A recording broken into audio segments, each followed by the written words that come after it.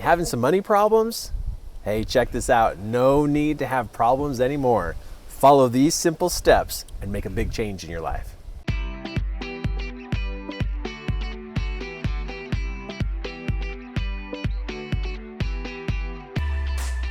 Hey, check it out. We're talking about money. Why? Because there are so many struggles about it. Like what is your experience with money? Is it a challenge? Is it a problem? Is it a difficulty? Is it a easy thing to come by? Does it flow to you in large amounts? You know, why do different people have different experiences with money? And there's all kinds of talk. I mean, how many gurus can you listen to about money, right? There's so many comments about money, but let's get right down to what really matters here. It's about your psychology and money. And psychology is like what's going on in your thoughts and your actions, your behavior, and your interaction with money. Like what's going on here with this? All I can do is tell you my story. My story goes like this. Years and years and years ago, I hated money. And I could tell you all the big long story, but I had my reasons to hate money. And do you know what happens when you hate money? You push money away. Now, I didn't go from hate to love. You know, I don't chase money. I don't love money more than my wife or than my higher power. It's not like, you know, a love-hate relationship, but it can be a better experience than what it is right now for you. Maybe you haven't conditioned your mind. You see, one of the things that's missing in life is teaching our mind about money. And when we don't teach our mind about money, we got nothing up here.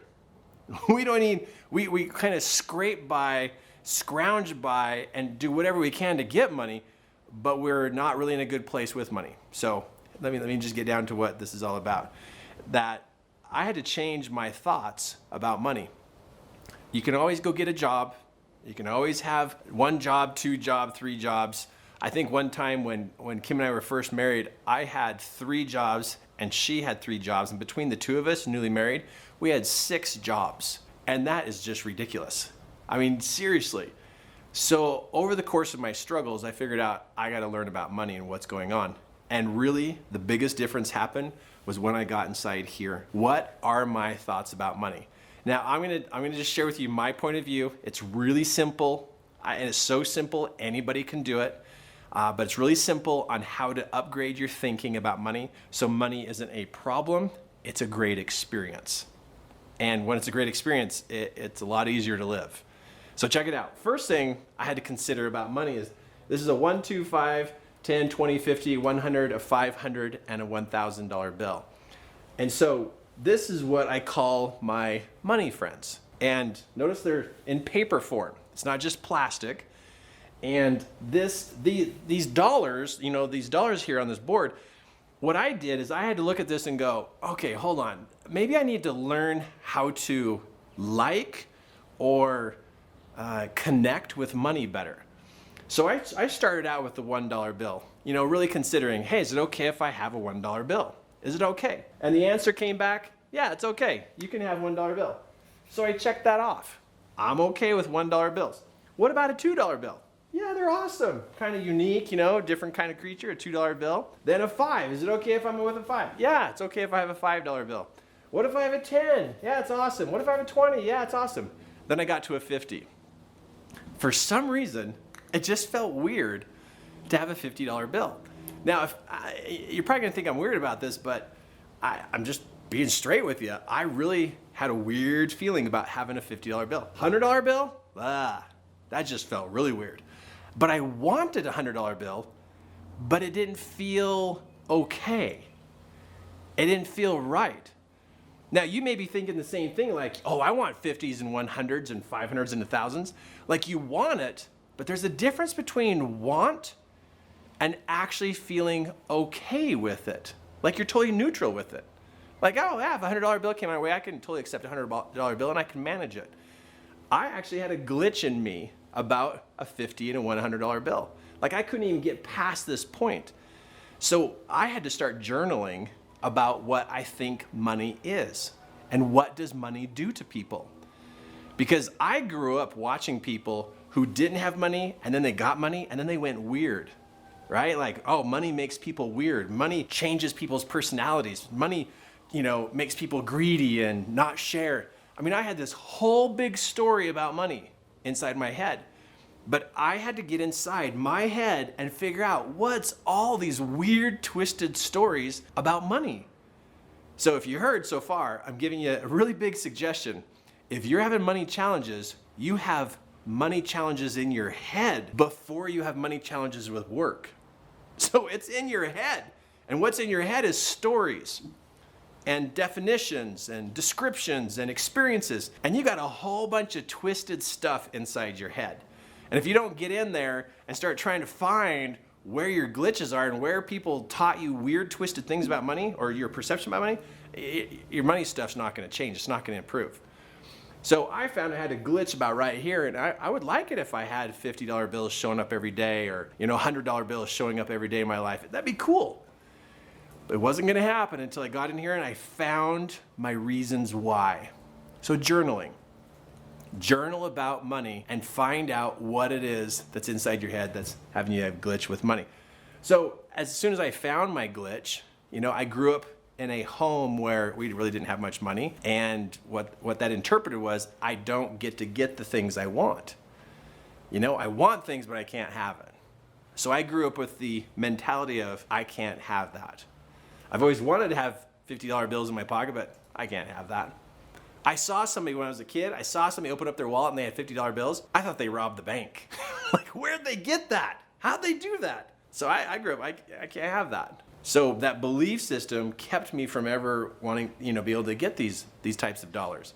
Well, somewhere along this line, either in the hundreds, 500s, thousands, 10,000s, or 100,000s, somewhere in this line right here, you have a glitch. And in that glitch is a past experience. And until you start journaling about money, about your thoughts and feelings about money, you're not going to know what your glitch is. So you got to start journaling. It really is, you're being your own psychologist here. You're just being your own psychologist going, tell me the story about money. What are your thoughts about money? Is it okay to have some? What do you think of rich people? What do you think of poor people? If you had $100,000, what would you do with it? These are all great things to journal about, to discover what is happening inside your head about money. So what we've been talking about is literally your thoughts about money and your language about money. Because a person who says, oh, I would never want to, do things for money, they're not going to have money. So when it comes to money, it's our thoughts, it's our language, and it's our actions. And this determines what kind of experiences you have with this. Each one of these have to upgrade. You have to upgrade your thinking about money. You have to upgrade your thinking, your talking about money, and you have to upgrade your actions, like how you treat it, how you interact with it. How often do you check your accounts? How often do you touch money, take care of money? This one right here, I was sitting at a table one time, and there was these 5 good old boys sitting at the table, and this one good old boy spoke up and he says, "Yeah, we got a new neighbor who moved in," and the other good old boy says, "You really? What's it like?" "Well, they pulled up with a fancy truck. I think I got a rich person who moved in next door." Then the other 4 good old boys, they chimed in and goes, "Oh, those rich people, they're so ornery and inconsiderate, and oh, good luck with that, neighbor." I mean, they didn't even met the guy. But because the guy had money, they totally created this whole story that this person's bad. And then shortly after that conversation, it's so funny. Shortly after that conversation, the one guy said to the other guy, "Hey, did you ever get your trailer fixed?" And he goes, "No, I don't have enough money." And it's like he's slamming somebody, just tearing them apart because they have money. Then he turns around and says he doesn't have money. And I wanted to stand up at that table and just point at him and go, "See? It's your own twisted thinking you have that's literally clamps you down." So I really journal. You have to journal about your thoughts and feelings about money to figure out where you're messed up at. You gotta journal. Okay, next thing. Education. How are you supposed to get better with money unless you're reading a book, going to a seminar, learning from a guru? You have to study money to get better at money. You expect your kids to get A's in math and English and what are the classes these days? PE and and all these things. You expect your kids to get A's in their subjects, but you're failing in the subject of money. Oh, come on. Come on, if you have money problems, you're struggling in the topic of money. Life is a university, and one of the subjects you're taking right now is called money. And if you're failing at it, it's because you're not studying it, and you're not watching what your actions are about it, make sure they're all positive. Your language is not good about it, and your thoughts are not good about it. That's why you're failing. Are you getting an F in the category and class of money? Come on, gotta get studying. So raise your education. There's lots of people out there to teach you about money. Okay, this one right here, man, we're good at giving, aren't we? Oh, we're so good at giving, but we struggle receiving. We struggle receiving. And money coming towards you is a receiving process. That's the next thing to journal about too, is what do I write down? You know, what am I looking for? It's like, why, are you okay letting people help you? Is it okay to have people be part of your team? Is it okay to go serve people and have exchanges with them? So here's some things to consider about money. I wish I had, like 3 more hours to teach you like all the fine tuning and precise things about this, but I can say this. Money problems is only a money problem as long as you leave it exactly where it's at.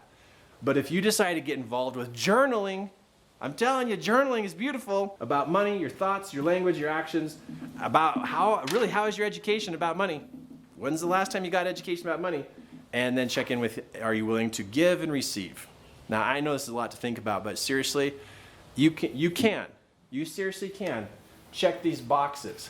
You can check these boxes and keep going. You can keep going with your experience with money, meaning that this can show up in your life.